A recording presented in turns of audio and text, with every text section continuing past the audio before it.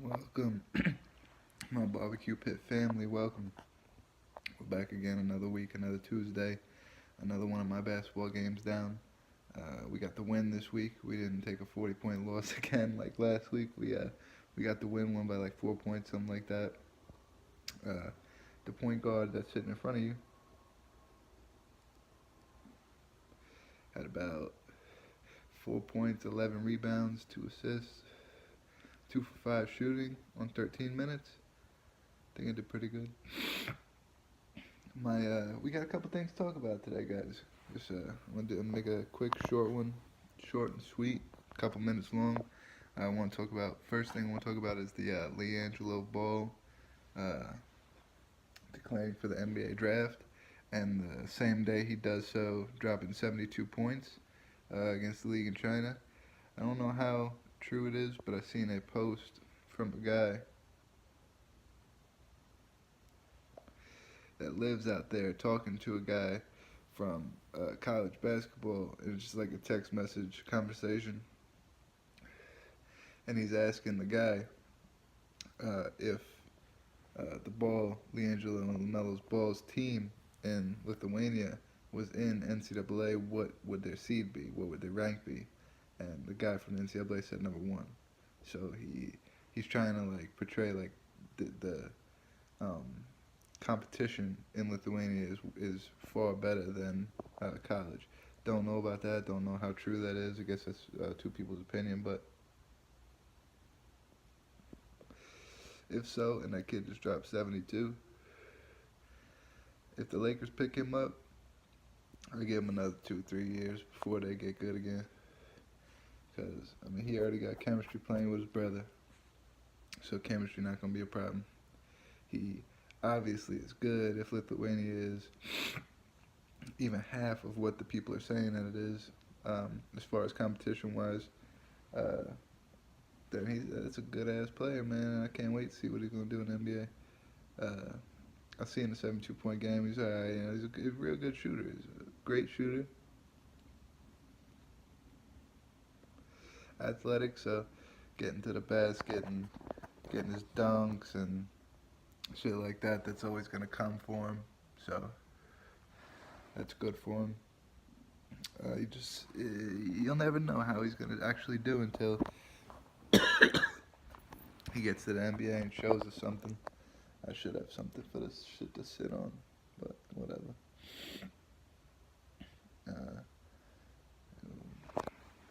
I can do this right here. Yeah, like this. Aside from LiAngelo Ball, the only other thing I really wanted to talk about was Ronda Rousey. Had an interview on ESPN, I think with Mike Golick, where they asked her a UFC question. Apparently, I didn't listen to the interview yet, but apparently they asked her a question about her losses in the UFC, and she told them that she's not here to talk about her past promotion in the UFC. She said she had a great run with the UFC, but she's not here to talk about that. She was there to talk about the WWE, which I get that, and I understand that you got to stick to a certain, I guess, whatever. Whenever you do the WWE, you got to fit a certain storyline, you know. So if you're the bad guy, you got to act like the bad guy all the time. You can't just take an interview on ESPN and not be the bad guy. I don't know if she's the bad guy. I don't watch wrestling anymore, but there are storylines in wrestling. So who knows? Maybe she is the bad guy, the heel, as they call it, and that's just why she's acting like that. That's why she's not wanting to answer questions or, just making it look like that or whatever. But Ronda Rousey is known to be bad with interviews. She's known to not want to talk about her past. As far as we've seen she didn't want to be in all the media when she came back for the Amanda Nunes fight. She didn't want to do any of the media because she doesn't want to address her loss. She doesn't want to address how it just looked for her to lose like that, which I can get that 100%. I feel you. But if it was me, you gotta take it like a man. She's a woman, you gotta take it like a woman. You gotta take your loss, and you gotta go out there and show what's up. You know what I'm saying? Show that you can still do it. If not, you go to WWE, start a new career. But they gonna still, you still gotta address it. You still gotta talk about it. Brendan Schaub, when Brendan Schaub retired, he didn't get to not talk about Travis Brown. It was real uncomfortable for him in that interview with Joe Rogan. Everybody could tell that it was real uncomfortable for him, but he went through it because he's a man. That's what you do. Even though he wasn't gonna fight no more, he didn't have nothing to prove to the UFC. Yeah, so any of those questions, he didn't have anything to prove by answering them. He answered them because he's a man, and that's what you do. You know, you take losses in life. You could talk about it. Why the fuck not? Why can't you? There's no reason not to. It's only going to make you realize what not to do in the future. The more you don't talk about it, the more you shut it off, and the more you forget about it, you're going to forget the lessons that came from them. So it's just going to make you worse, man. I know you lose, it probably digs at you, and you probably think about it every single day. It never goes away, yada yada, whatever. So you're probably telling me, yo, there's no way I would ever forget, even if I don't talk about it. I get you, I hear you, whatever kind of argument you got, I'm just saying, I would talk about it. That's my personal opinion, if it were me. No UFC this weekend, guys. The next weekend is the Khabib-Tony fight. We've already talked about that. We've already made our predictions. Marley's fight picks will be coming to you sometime this week for the Tony Khabib fight, and then I might do the Ronda Rousey fight with her. We might run down the card. I don't know. I'll show a couple pictures, whatever. I'm trying to bring a couple new segments onto the podcast. I've been, as a lot of you know, I take a lot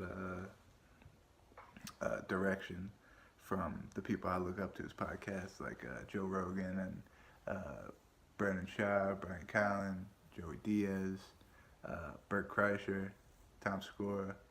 I just take a lot from all those people. I just seen something recently that Bert Kreischer is doing a cooking show now, where he's cooking with these people, and they're basically doing a podcast while they're cooking something, and then they eat it or whatever. It's a good idea. I might get into doing something like that, man. We'll make something. It ain't gonna be nothing like they made, but we'll make something. Maybe we cook some shit. That's why I'm doing the Marley's picks. I'm gonna sit down with Marley, and she's gonna tell us the picks for the UFC fights. She watches, but she don't watch, so she don't know who the people are. I'm showing her the pictures and telling her the names, and she's picking. But hopefully, I keep talking to her, and one day she likes it, and we can watch it together, and it would be awesome. You can only dream, right? But nah, she can like whatever she wants. I'm a supporter in whatever she does. I just, you always want to find something to click with her so I can hang out with her and she don't think you're weird or nothing like that when you grow up. Because,